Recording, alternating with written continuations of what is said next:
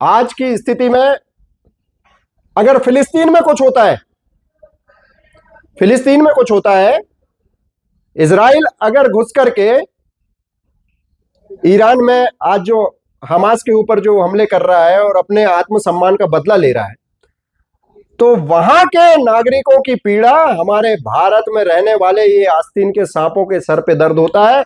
और एक हरामखोर हमारे भारत की संसद में जाकर के जय भीम, जय मीम और जय फिलिस्तीन के नारे लगाता है, और हमारे हिंदुओं के साथ में बांग्लादेश में अत्याचार हो रहा है। हम यहाँ जय श्री राम के नारे लगाते हुए उन हिंदुओं के समर्थन में अपने घर से नहीं निकल रहे हैं। खेती कर रहे हैं जी, व्यापार कर रहे हैं, सोना चांदी बेच रहे हैं, किराना दुकान में व्यापारी व्यस्त हैं, अपने अपने काम धंधे पे हम लोगों को फुर्सत नहीं मिल रही है, और वहां हिंदुओं के साथ में इतना नरसंहार हो रहा है, अत्याचार हो रहा है। पेट्रोल पंप छोड़ करके, सराफा की दुकान छोड़ करके, खेती बाड़ी छोड़ करके, अपने बड़े बड़े बैंक अकाउंट बैलेंस छोड़ करके, सिर्फ अपनी जान माल और अपनी बहन बेटियों की सुरक्षा को लेकर के समेट करके जो जागरूक हिंदू है वो वहां से भाग करके और बांग्लादेश की बॉर्डर पे और भारत के बॉर्डर पे आकर के खड़ा हुआ है। FIR लिखी नहीं जा रही है बांग्लादेश में हिंदुओं की। अगर किसी हिंदू को चोट हो जा रही है, कैजुअलिटी हो जा रही है, तो उसे डॉक्टर तक नहीं देख रहा है बांग्लादेश में। यह स्थिति हो गई है। सरेआम मां बहन बेटी की इज्जत लूटी जा रही है, कोई एक FIR तक नहीं हो रही है। और ये भारत में पल रहे आस्तीन के सांप सेकुलरिज्म की जो दुहाई देते हैं, पाकिस्तान में मरने वाले के लिए यहां पर नारे लगाते हैं भारत में रह करके, हमास में मरने वालों के लिए यहां पर भारत में रह करके नारे लगाते हैं, उनका एक भी वक्तव्य सामने नहीं आ रहा। और सबसे ज्यादा दुख की बात कि जो इन आस्तीन के सांपों को खाद पानी देने का काम करती है, उस पार्टी के हिंदू नहीं है।